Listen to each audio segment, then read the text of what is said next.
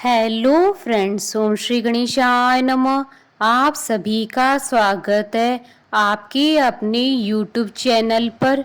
Friends, आज हम आपको इस वीडियो में बताने जा रहे हैं ज्येष्ठ मास की संकष्टी चतुर्थी का शुभ मुहूर्त, पूजा विधि, चंद्रोदय का समय और ज्येष्ठ मास की सौभाग्य प्रदायिनी संकष्टी चतुर्थी की व्रत कथा और सर्व कामना सिद्धि के उपाय के बारे में। फ्रेंड्स, वीडियो शुरू करने से पहले आपसे रिक्वेस्ट है, अगर आप हमारे चैनल पर नए हैं और आपने अभी तक चैनल को सब्सक्राइब नहीं किया है तो प्लीज़ सब्सक्राइब कीजिएगा चैनल को। साथ ही प्रेस कीजिएगा बेल आइकन को, जिससे नए वीडियो से रिलेटेड नोटिफिकेशन आपको तुरंत प्राप्त हो सके। और वीडियो पसंद आने पर वीडियो को लाइक और शेयर जरूर कीजिएगा, ताकि सभी भक्तों को इस वीडियो का लाभ प्राप्त हो सके। और कमेंट बॉक्स में ओम श्री गणेशाय नमः जरूर लिखिएगा। संकष्टी गणेश चतुर्थी व्रत प्रत्येक मास के कृष्ण पक्ष की चतुर्थी तिथि को किया जाता है। ज्येष्ठ मास के कृष्ण पक्ष की चतुर्थी तिथि को किया जाने वाला व्रत ज्येष्ठ संकष्टी गणेश चतुर्थी व्रत कहलाता है। भविष्य पुराण में कहा गया है कि जब मन संकटों से घिरा महसूस करे तो गणेश चतुर्थी का व्रत करे। इससे कष्ट दूर होते हैं और धर्म, अर्थ, मोक्ष, विद्या, धन और आरोग्य की प्राप्ति होती है। शास्त्रों के अनुसार ज्येष्ठ मास की चतुर्थी सौभाग्य देने वाली है। इस दिन गणेश जी के मूषक रथ नामक रूप की पूजा करने का विधान है और इस दिन गणेश जी को शुद्ध घी से बनी हुई वस्तुओं का भोग लगाया जाता है। संकष्टी चतुर्थी हिंदू धर्म का एक प्रसिद्ध त्योहार है। हिंदू मान्यताओं के अनुसार किसी भी शुभ कार्य को करने से पहले भगवान गणेश जी की पूजा की जाती है। भगवान गणेश जी को अन्य सभी देवी देवताओं में प्रथम पूजनीय माना गया है। इन्हें बुद्धि, बल और विवेक की देवता का दर्जा प्राप्त है। भगवान गणेश अपने भक्तों की सभी परेशानियों और विघ्नों को हर लेते हैं, इसलिए इन्हें विघ्नहर्ता और संकट मोचन भी कहा जाता है। वैसे तो हिंदू धर्म में देवी देवताओं को प्रसन्न करने के लिए ढेरों व्रत और उपवास किए जाते हैं, लेकिन भगवान गणेश के लिए किए जाने वाला व्रत संकष्टी चतुर्थी व्रत कहलाता है। संकष्टी चतुर्थी का मतलब होता है संकट को हरने वाली चतुर्थी। संकष्टी संस्कृत भाषा से लिया गया शब्द है, जिसका अर्थ होता है कठिन समय से मुक्ति पाना। इस दिन व्यक्ति अपने दुखों से छुटकारा पाने के लिए गणपति जी की आराधना करता है। पुराणों के अनुसार चतुर्थी के दिन गौरी पुत्र गणेश जी की पूजा करना बहुत फलदायी माना जाता है। इस दिन लोग सूर्योदय के समय से लेकर चंद्रमा उदय होने के समय तक उपवास रखते हैं। संकष्टी चतुर्थी को पूरे विधि विधान से गणपति जी की पूजा पाठ की जाती है। संकष्टी चतुर्थी के दिन गणपति जी की पूजा करने से घर से नकारात्मक प्रभाव दूर हो जाते हैं और शांति बनी रहती है। ऐसा कहा जाता है कि गणेश जी घर में आ रही सारी विपदाओं को दूर करते हैं और व्यक्ति की मनोकामनाओं को पूरा करते हैं। चंद्र दर्शन भी चतुर्थी के लिए बेहद शुभ माना जाता है। सूर्योदय से प्रारंभ होने वाला यह व्रत चंद्र दर्शन के बाद संपन्न होता है। पूरे साल में संकष्टी चतुर्थी के 13 व्रत किए जाते हैं। सभी व्रत के लिए एक अलग अलग व्रत कथा है। फ्रेंड्स, अब आइए जानते हैं ज्येष्ठ मास की संकष्टी चतुर्थी के शुभ मुहूर्त और चंद्रोदय के समय के बारे में। हिंदू पंचांग के अनुसार इस बार ज्येष्ठ मास की संकष्टी चतुर्थी 19 मई 2022 गुरुवार के दिन है। ज्येष्ठ कृष्ण चतुर्थी तिथि प्रारंभ होगी 18 मई 2022 को रात्रि 11:36 पर और ज्येष्ठ कृष्ण चतुर्थी तिथि का समापन होगा 19 मई 2022 को रात्रि 8:23 पर और चंद्रोदय का समय रहेगा 19 मई 2022 को रात्रि 10:58 पर। फ्रेंड्स, अब आइए जानते हैं ज्येष्ठ मास की संकष्टी चतुर्थी पर भगवान गणेश जी की आराधना करने की पूजा विधि के बारे में। ज्येष्ठ महीने की कृष्ण पक्ष की चतुर्थी को आखू अर्थात मूषक रथा गणेश जी के स्वरूप की पूजा करने का विधान है। प्रातः काल उठकर स्नान कर लाल वस्त्र धारण करें। इस दिन लाल वस्त्र धारण करना बेहद शुभ माना जाता है। गणेश जी के सामने दोनों हाथ जोड़कर मन ही मन इस व्रत का संकल्प कर इस प्रकार कहें, हे एक दंत मूषक रथा गणेश जी, मैं चतुर्थी का व्रत करने का संकल्प करता हूँ या करती हूँ। आज मैं पूरे दिन निराहार रहकर आपके स्वरूप का ध्यान करूँगा या करूँगी एवं शाम को आपका पूजन कर चंद्रोदय के बाद चंद्रमा को अर्घ्य देने के पश्चात ही भोजन ग्रहण करूँगा या करूँगी। संकल्प के बाद गणपति जी की पूजा की शुरुआत करें। गणपति जी की पूजा करते समय जातक को अपना मुंह पूरब या उत्तर दिशा की ओर रखना चाहिए। सबसे पहले आप गणपति जी की मूर्ति को फूलों से अच्छी तरह से सजा लें। पूजा में आप तिल, गुड़, लड्डू, फूल, तांबे के कलश में पानी, धूप, चंदन, प्रसाद के तौर पर केला या नारियल रखें। ध्यान रहे कि पूजा के समय आप देवी दुर्गा की प्रतिमा या मूर्ति भी अपने पास रखें। ऐसा करना बेहद शुभ माना जाता है। गणपति जी को रोली लगाएं और फूल अर्पित करें। संकष्टी को भगवान गणपति को तिल के लड्डू और मोदक का भोग लगाएं। गणपति जी के सामने धूप दीप जलाकर ओम गण गणपतये नमः मंत्र का 108 बार जाप करें। पूजा के बाद आप फल, मूंगफली, खीर, दूध या साबूदाने को छोड़कर कुछ भी न खाएं। बहुत से लोग व्रत वाले दिन सेंधा नमक का इस्तेमाल करते हैं, लेकिन आप सेंधा नमक नजरअंदाज करने की कोशिश करें। शाम को स्नान कर स्वच्छ वस्त्र धारण कर विधि पूर्वक धूप, दीप, अक्षत, चंदन, सिंदूर नैवेद्य से गणेश जी का पूजन करें।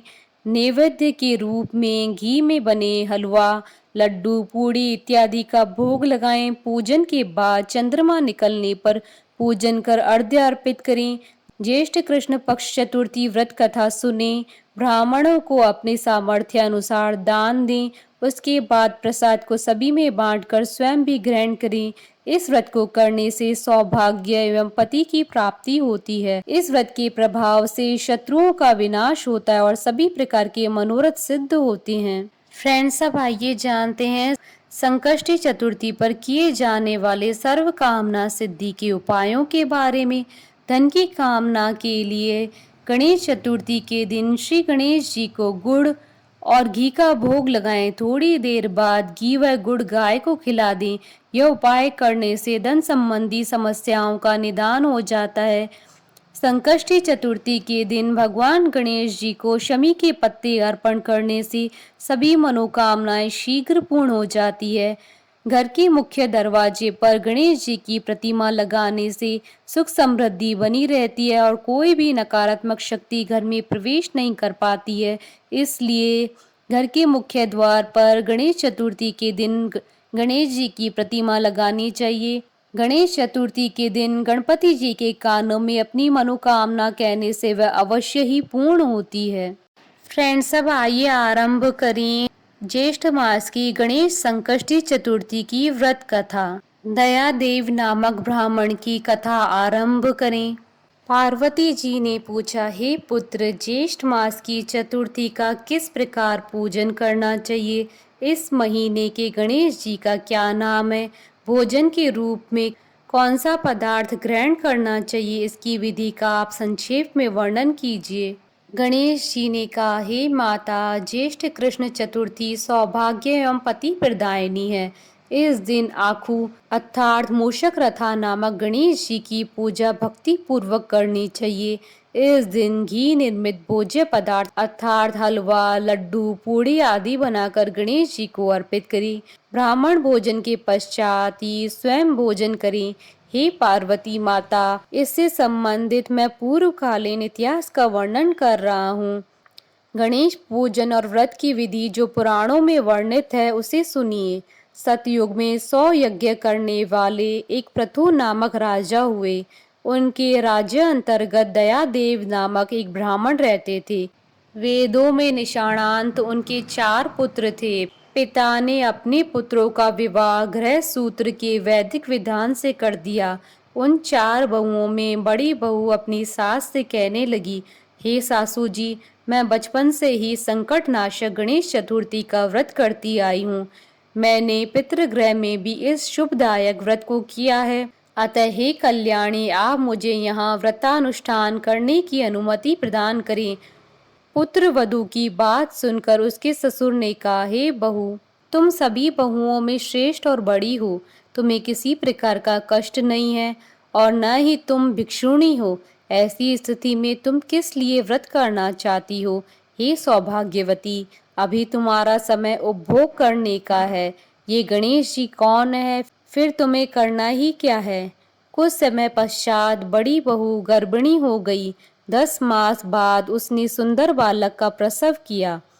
उसकी सास बराबर बहू को व्रत करने का निषेध करने लगी और व्रत छोड़ने के लिए बहू को बाध्य करने लगी। व्रत भंग होने के फलस्वरूप गणेश जी कुछ दिनों में कुपित हो गए और उसके पुत्र के विवाह काल में वर वधु की सुमंगली के समय उसके पुत्र का अपहरण कर लिया। इस अनहोनी घटना से मंडप में खलबली मच गई। सब लोग व्याकुल होकर कहने लगे, लड़का कहाँ गया, किसने अपहरण कर लिया? बारातियों द्वारा ऐसा समाचार पाकर उसकी माता अपने ससुर दयादेव से रो रो कर कहने लगी, हे ससुर जी, आपने मेरे गणेश चतुर्थी व्रत को छुड़वा दिया है, जिसके परिणाम स्वरूप ही मेरा पुत्र गायब हो गया है। अपनी पुत्र वधु के मुख से ऐसी बात सुनकर ब्राह्मण दयादेव बहुत दुखी हुए। साथ ही पुत्र वधु भी दुखित हुई। पति के लिए दुखित पुत्र वधु प्रति मास संकट नाशक गणेश चतुर्थी का व्रत करने लगी। एक समय की बात है कि एक वेदज्ञ और दुर्बल ब्राह्मण भिक्षाटन के लिए इस मधुर भाषणी के घर आया। ब्राह्मण ने कहा, हे बेटी, मुझे भिक्षा स्वरूप इतना भोजन दो कि मेरी क्षुधा शांत हो जाए। उस ब्राह्मण की बात सुनकर उस धर्मपरायण कन्या ने उस ब्राह्मण का विधिवत पूजन किया। भक्ति पूर्वक भोजन कराने के बाद उसने ब्राह्मण को वस्त्रादि दिए। कन्या की सेवा से संतुष्ट होकर ब्राह्मण कहने लगा, हे कल्याणी, हम तुम पर प्रसन्न हैं। तुम अपनी इच्छा के अनुकूल मुझसे वरदान प्राप्त कर लो। मैं ब्राह्मण वेशधारी गणेश हूँ और तुम्हारी प्रीति के कारण आया हूँ। ब्राह्मण की बात सुनकर कन्या हाथ जोड़कर निवेदन करने लगी, हे विघ्नेश्वर, यदि आप प्रसन्न हैं तो मुझे मेरे पति के दर्शन करा दीजिए। कन्या की बात सुनकर गणेश जी ने उससे कहा कि हे सुंदर विचार वाली, जो तुम चाहती हो वही होगा, तुम्हारा पति शीघ्र ही आवेगा। कन्या को इस प्रकार का वरदान देकर गणेश जी अंतर ध्यान हो गए। उसी समय की बात है कि सोम शर्मा नामक ब्राह्मण एक वन में से उस द्विज बालक को नगर में लाए। अपने पौत्र को देखकर दयादेव नामक ब्राह्मण बहुत प्रसन्न हुए। बालक की माता की हर्ष की तो सीमा ही न रही। साथ ही संपूर्ण नगरवासी भी प्रमोदित हुए। बालक की माता ने पुत्र को छाती से लगा लिया और कहने लगी कि गणेश जी के प्रसाद से ही मैंने खोए हुए पुत्र को प्राप्त किया। फिर से मंडप का निर्माण करके विधि पूर्वक वैवाहिक कार्य संपन्न किया। वह भाग्यशाली कन्या अपने पति को पाकर धन्य हो उठी। ज्येष्ठ मास के कृष्ण पक्ष की चतुर्थी मनुष्यों के मनोरथ को पूर्ण करती है। हे देवी, पूर्व कथित रीति से भक्ति पूर्वक जो भी व्यक्ति इस व्रत एवं पूजन को करेंगी, उसकी सभी मनोकामनाएं पूर्ण होगी। श्री कृष्ण जी कहते हैं, हे राजन युधिष्ठिर, ये भगवान गणेश जी के व्रत का महात्म्य है। हे महाराज, अपने शत्रुओं के विनाशनार्थ आप भी इस व्रत को अवश्य कीजिए। बोलिए भगवान गणेश की जय। हमारे साथ इस वीडियो में अंत तक बने रहने के लिए आपका धन्यवाद। ओम श्री गणेशाय नमः।